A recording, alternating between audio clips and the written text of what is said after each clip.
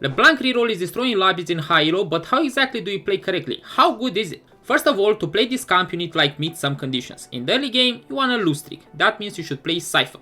Why do I want to play Cypher? Because there are some cash outs with Cypher that we want to get because it allows us to get a lot of duplicators or items. In stage 3 you want to lose streak as much as possible because you want best in slow from Carson, but starting stage 3 you might want to win some rounds. Once you reach stage 3 you should start rolling a bit at 3-2 to get a real board going.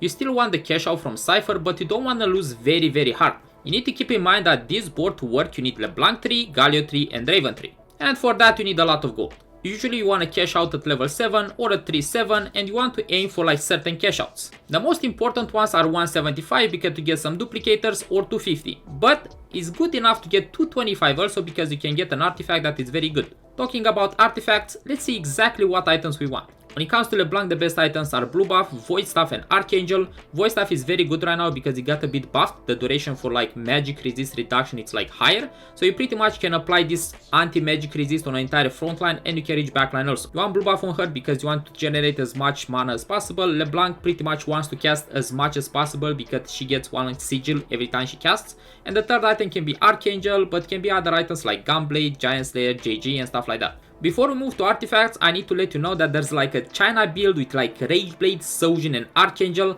I didn't test it, I didn't saw it anywhere, I do not know how good it is, but maybe give it a try. When it comes to artifacts, her best item is Mana Zane. You want to cast a lot and Mana Zane does exactly that. And Fish Bones is surprisingly good because you can one-tap the backline without having to deal with the front line.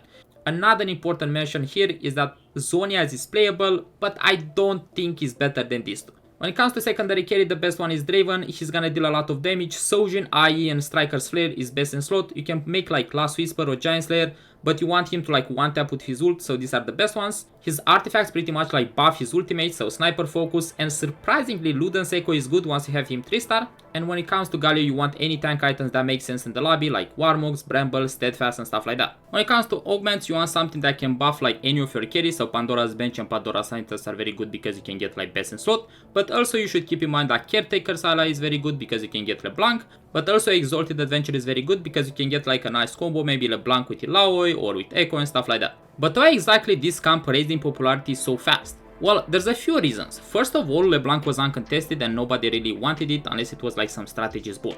Second of all, Cypher got buffed when it came to the base stats from the trait a lot of patches ago, but nobody really played around 5 Cypher.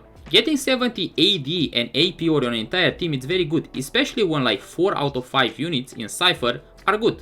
But it's the worst one pretty much. Another reason is this is a reroll meta pretty much. You want to play around 1 cast and 2 cast reroll, or you want to play a 4 cast. But it's way easier to top 4 with a reroll camp pretty much. But the most important thing in this camp is the way the camp works. If you look at this, you have 3 units that have backline access. We already know that this set doesn't have that much backline access as the other sets, so it's very important to reach the backline and kill it before maybe get a cast off. So if you look at this image, it might be a bit confusing. I'm gonna explain to you. Draven usually hits in the opposite corner of where you put him, so for example if you have Draven here, he's gonna hit left corner. Zed pretty much can do the same stuff, so if you want assassinate this Kindred from left, you want to put him here where Jarvan is, so he's gonna go here. In the right side he can reach backline from this spot, pretty much going on both Kindred, so you already have 2 champions that can reach backline also. But don't forget about LeBlanc. LeBlanc has a very interesting skill where every time she casts you get 1 more sigil and does more damage. But the important part about her ultimate is the way she ults units. Because LeBlanc can reach backline, for example if you have LeBlanc here, she's gonna focus on Poppy and pretty much the front line. But for example if someone is playing a solo front line, imagine Leona in Anima Squad, right, with Gargoyle. Leona has the possibility of ulting Leona and the rest of the sigils can go on the unit that is in the backline. If we combine this backline access with the idea that Galio can reach backline as well and Sejuani can ult an entire board, we get this very oppressive comp that can kill, stun and destroy your backline from the start of the fight. Now this board it's not optimized yet, it's not perfect and people are still figuring stuff out. But I'm pretty sure this camp has a spot in the meta, especially now when reroll is so popular. Hope you guys enjoyed the video, see you in the next one.